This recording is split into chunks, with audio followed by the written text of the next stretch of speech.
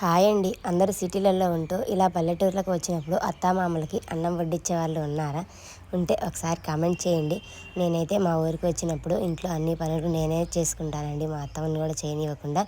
మా అత్త బర్రె పనులు చేసుకుంటూ నేను ఇంటి పనులు, వంట పనులు, అలాగే బట్టల పనులు అన్నీ చూసుకుంటాను.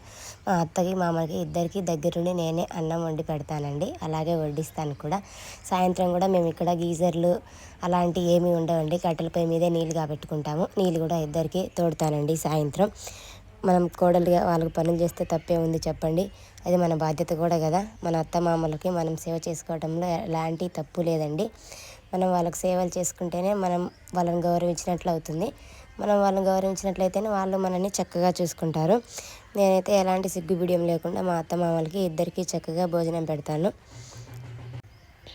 తిన్నాక వాళ్ళ పళ్ళాలు కూడా తీసి శుభ్రంగా నీట్గా కడిగేస్తానండి. నా వీడియో నచ్చితే సబ్స్క్రైబ్ అలాగే లైక్ చేయండి.